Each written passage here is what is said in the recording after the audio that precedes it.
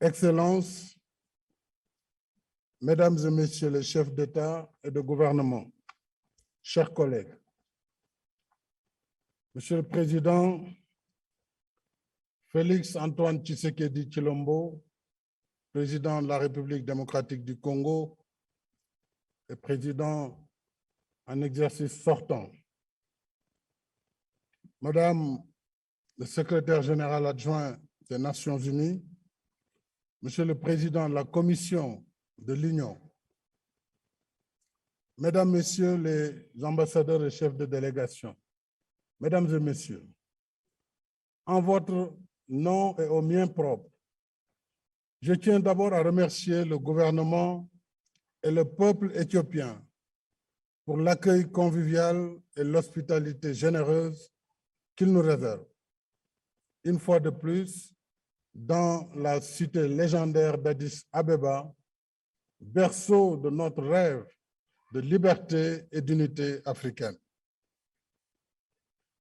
Je mesure l'honneur et la responsabilité qui s'attachent à la confiance dont vous venez de m'investir. Ensemble, avec les membres du bureau, pour conduire les destinées de notre organisation pendant un an.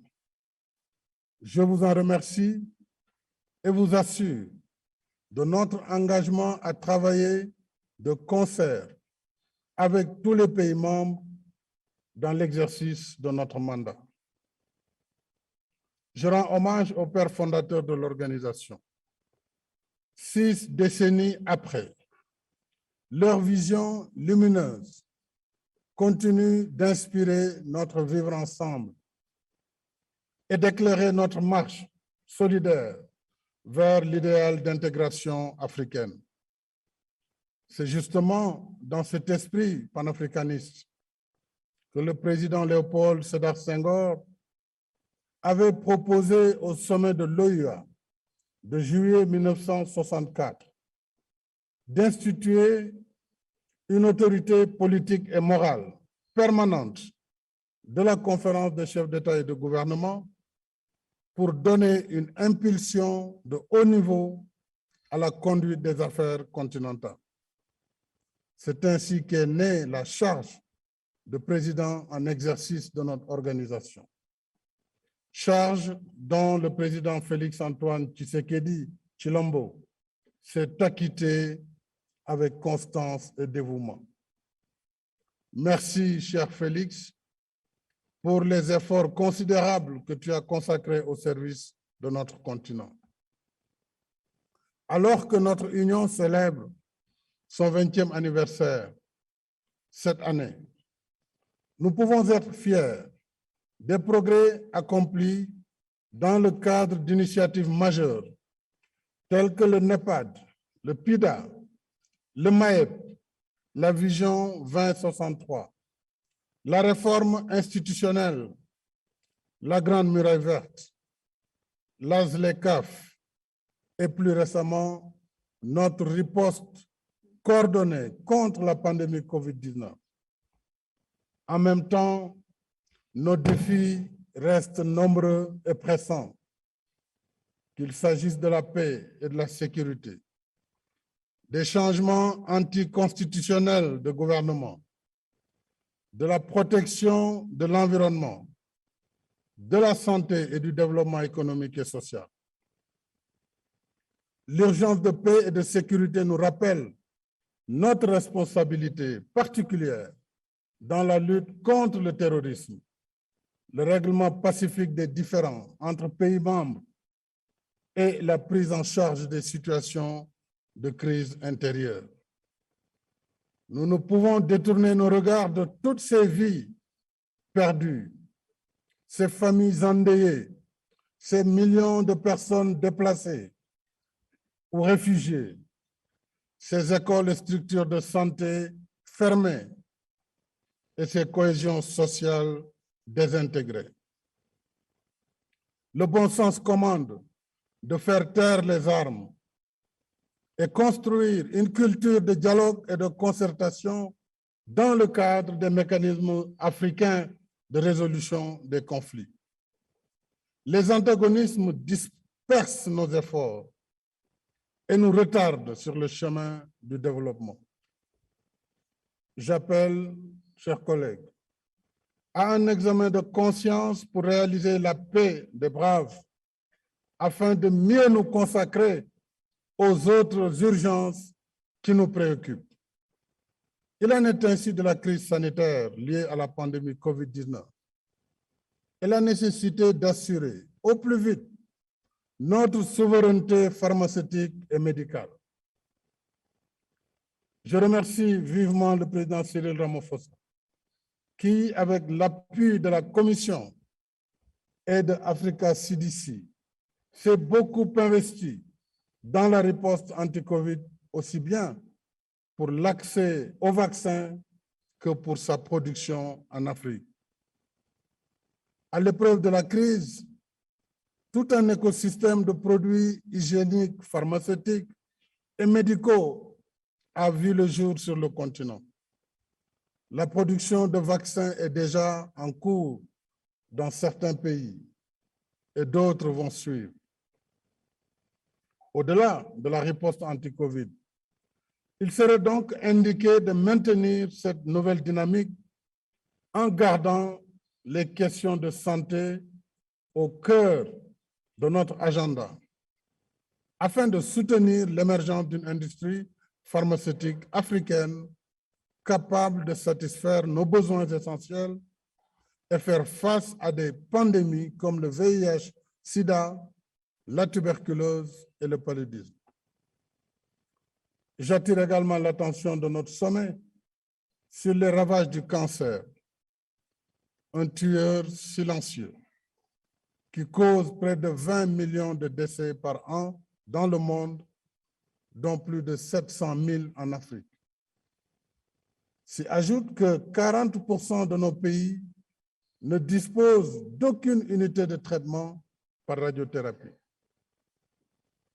En réponse à cette situation préoccupante, l'Agence internationale de l'énergie atomique a lancé l'initiative Rays of Hope, Rayon de l'espoir, afin de soutenir les capacités des États, africains en particulier, dans la lutte contre le cancer grâce aux technologies nucléaires, à l'imagerie médicale, à la médecine nucléaire et à la radiothérapie. J'encourage vivement nos pays à appuyer la campagne Rays of Hope de l'AIEA qui contribue à la réalisation des objectifs de développement durable et de l'agenda 2063. Nos urgences sont aussi économiques.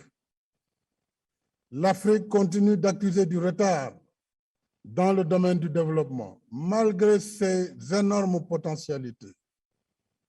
30 millions de kilomètres carrés, plus d'1,3 milliard d'habitants, d'importantes réserves en eau, en hydrocarbures, 60% des terres arables, 40% des réserves d'or, 85 à 95% des réserves des métaux, du groupe du chrome et du platine,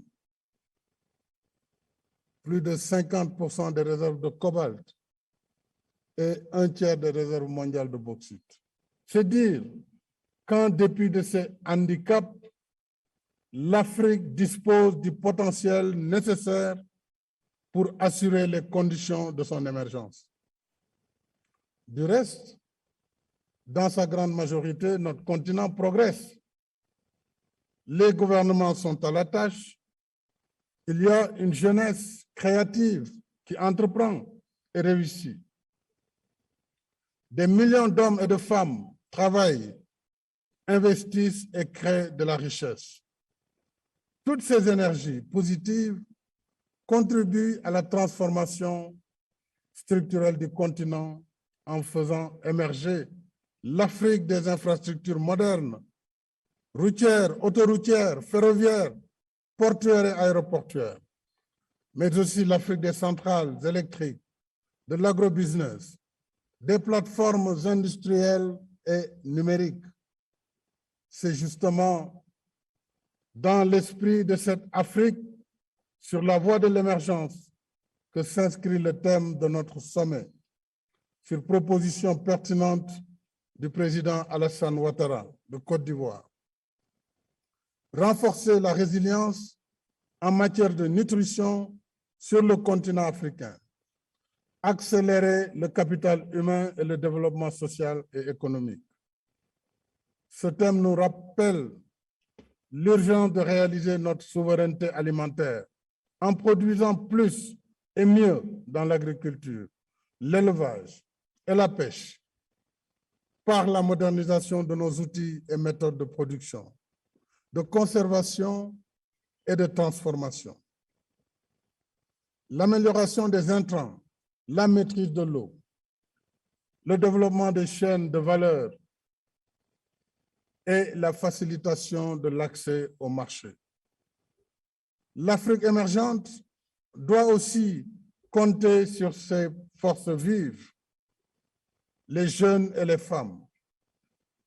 Les jeunes doivent rester au centre de nos politiques publiques parce qu'ils forment la majorité de notre population et que nous ne pourrons tirer avantage du dividende démographique que si notre jeunesse reçoit l'éducation et la formation adéquate qui la prépare à la vie active. La condition féminine nous interpelle parce que les femmes constituent l'autre moitié du continent. L'Afrique ne peut se développer quand des millions de femmes et de filles continuent de subir des traitements violents, inégalitaires, discriminatoires.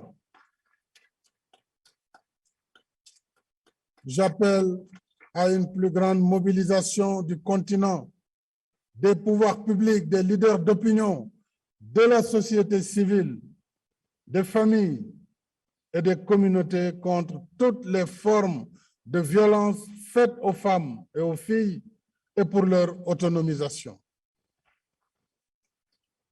C'est une condition essentielle du progrès de notre continent et de notre bien-être collectif.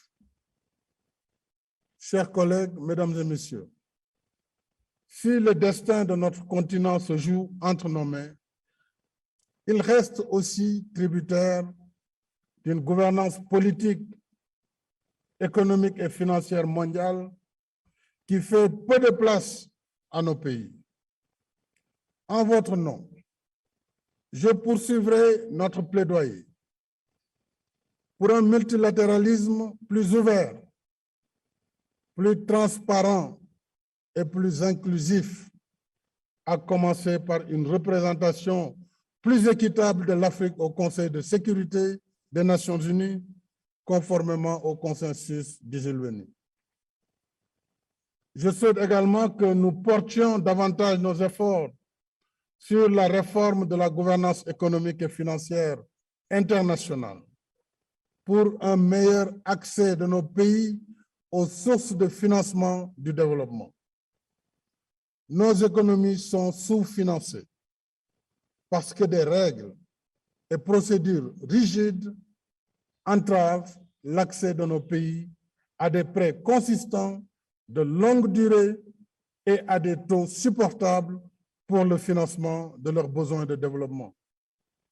Nos économies sont ainsi mal financées parce qu'elles continuent de payer des taux d'intérêt trop élevés à cause d'un système inéquitable d'évaluation du risque d'investissement en Afrique. À titre d'exemple, en 2020, alors que le monde entier subissait de plein fouet l'impact de la COVID-19, 18 des 32 pays africains évalués par au moins une des grandes agences d'évaluation ont vu leur notation dégradée, soit 56% contre une moyenne mondiale de 31%. D'autre part, des études montrent qu'au moins 20% des paramètres de notation de nos pays dépendent de facteurs plutôt subjectifs, par exemple d'ordre culturelle ou linguistique, donc sans relation avec les fondamentaux qui déterminent la stabilité d'une économie. Tout cela fait que la perception du risque d'investissement en Afrique reste toujours plus élevée que le risque réel, ce qui renchérit les primes d'assurance, rend le crédit plus cher et pénalise ainsi la compétitivité de nos économies. Avec le soutien de la Commission, il me paraît nécessaire de mettre en place une task force de l'Union pour étudier plus en avant la problématique du financement de nos économies, y compris par la réforme des règles de l'OCDE y afférentes, mais également la création d'une agence panafricaine de notation et la mise en place d'un mécanisme de stabilité financière sur lequel la Banque africaine de développement travaille déjà. D'autres efforts pourraient davantage porter sur l'harmonisation de nos législations nationales et l'échange de meilleures pratiques dans l'industrie minière et dans l'industrie du pétrole pour une juste rémunération de nos ressources. Ces chantiers pourraient certes prendre du temps, mais il me semble nécessaire de passer des revendications aux actes en jetant les fondements de leur construction. Dans l'immédiat, je poursuivrai notre plaidoyer pour la réallocation des droits de tirage spéciaux avec l'émission historique de DTS à hauteur de 650 milliards de dollars. L'Afrique a pu disposer de son quota de 33 milliards pour renforcer sa résilience. C'est certes un acquis considérable, mais au regard de l'impact profond de la crise, l'Afrique a besoin d'un financement additionnel d'au moins 252 milliards de dollars d'ici 2025 pour contenir le choc et amorcer sa relance économique. En conséquence, je poursuivrai notre plaidoyer pour la réallocation en faveur des pays africains selon des modalités à convenir de 100 milliards de dollars de DTS des pays riches qui consentent, bien entendu, pour pouvoir autoriser l'accompagnement des pays africains. Ceci a déjà été fixé au sommet de Paris. Il est important qu'une partie significative de ces droits de tirage spéciaux aux côtés du Fonds monétaire puisse être réallouée à la banque via la Banque africaine de développement, la Banque continentale, compte tenu de son rôle habituel dans le financement du développement, pour soutenir nos efforts de relance par des investissements de qualité qui stimulent une croissance inclusive et durable. En outre, afin d'élargir nos possibilités de financement de grands projets de développement, le moment est venu de modifier l'accord portant création du Fonds africain pour le développement, le FAD, ce qui lui permettra d'accéder au marché des capitaux et de pouvoir lever 33 milliards de dollars comme effet de levier en complément de ses fonds propres, aujourd'hui à 25 milliards de dollars. Plus de ressources pour le FAD lui donne plus de capacité de financement pour nos pays. En conséquence, j'appelle nos partenaires à engager avec nous le travail de modernisation du Fonds africain de développement, à l'image d'autres institutions similaires, d'autant plus que son statut est resté quasiment inchangé depuis sa création en 1972. En votre nom, chers collègues, j'ai aussi la ferme intention de porter haut et fort notre message pour des partenariats rénovés, plus juste et plus équitable. Plus de 60 ans après ses premières indépendances, l'Afrique est plus que jamais décidée à prendre son destin en main. Notre continent ne saurait être la chasse gardée des uns contre les autres. Nous sommes ouverts à tous les partenariats, sans exclusion ni exclusivité, pourvu qu'ils soient mutuellement bénéfiques et respectueux de nos priorités de développement et de nos choix de société.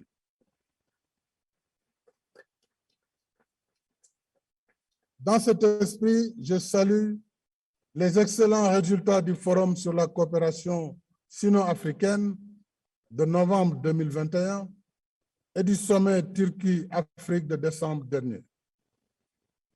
Je suis convaincu que nos rendez-vous dans 10 jours avec l'Union européenne connaîtront les mêmes succès compte tenu de la préparation de ce rendez-vous, tout comme les partenariats avec la Corée, la Russie, le Japon, le monde arabe et certainement les États-Unis d'Amérique, que tous ces partenariats s'inscriront dans la même dynamique d'un partenariat rénové, gagnant-gagnant et qui respecte nos choix de vie, nos choix de société et nos choix de développement.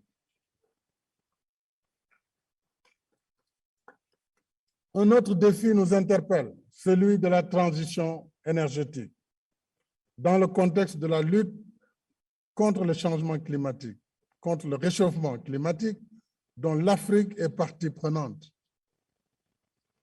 En marge de la COP26 de Glasgow, des pays développés ont unilatéralement pris la décision de mettre fin au financement extérieur d'énergie fossile, même propre comme le gaz, alors que certains parmi eux continuent d'utiliser des sources plus polluantes comme le charbon et le fioul. Au moment où, avec les importantes découvertes de ces dernières années, le gaz ouvre pour l'Afrique de réelles perspectives d'accès universel à l'électricité et de soutien à l'industrialisation du continent. Arrêter dans ces conditions le financement de la filière gazière ou des énergies fossiles pour l'Afrique porterait gravement atteinte à nos efforts de développement économique et social. C'est pourquoi, en restant engagé dans la lutte contre le réchauffement climatique, selon le principe de la responsabilité commune mais différenciée, il est tout à fait légitime que nos pays réclament une transition énergétique juste et équitable. Ensemble, mobilisons-nous pour la réussite de la COP27 que notre frère, le président Abdel Fattah al-Sisi, va accueillir. Chers collègues, mesdames et messieurs, les défis que voilà, nous les releverons en consacrant plus de temps à nos débats sur les questions vitales pour nos pays, avec des méthodes de travail rénovées et rationalisées, dans l'esprit de la réforme institutionnelle que nous avons menée sous la conduite dynamique du président Paul Kagame. L'impératif de résultat nous presse de mettre en œuvre nos réformes pour améliorer les performances de l'Union, y compris par le renforcement de ses capacités financières. Je pense à la répartition du travail entre l'Union, les communautés économiques régionales et les mécanismes régionaux, à la réforme des organes judiciaires et quasi-judiciaires, à l'opérationnalisation du Fonds pour la paix et de la force africaine en attente, ainsi qu'à une meilleure articulation des agences. L'Afrique que nous voulons, c'est aussi celle qui recouvre l'intégralité de son patrimoine culturel. La restitution de notre patrimoine spolié restera au cœur de notre agenda parce qu'il fait partie intégrante de notre identité civilisationnelle C'est ce qui nous relie à notre passé et forme le viatique que nous devons léguer aux générations futures. L'Afrique que nous voulons bâtir ne peut faire l'impasse sur son héritage culturel. Le temps ne saurait effacer notre mémoire collective. Le poids de l'histoire et les pesanteurs du présent ne saurait non plus inhiber notre volonté de déconstruire les préjugés et les déterminismes qui entravent la marche de notre continent vers le progrès. Nous disons oui au rendez-vous du donner et du recevoir par le dialogue fécond des cultures et des civilisations, mais non à l'injonction civilisationnelle qui nous dicterait nos choix et nos comportements. Dans l'esprit que voilà, je ne ménagerai aucun effort dans la défense des intérêts de notre continent avec le soutien des membres du bureau et le vôtre, chers collègues. Ainsi, et ensemble, nous pourrons apporter une nouvelle pierre à l'édifice continental de nos rêves. Une Afrique en paix, plus libre, plus unie, plus solidaire. Une Afrique debout et en marche vers plus de progrès et de prospérité. Vive l'Afrique, vive l'Union africaine. Je vous remercie de votre attention.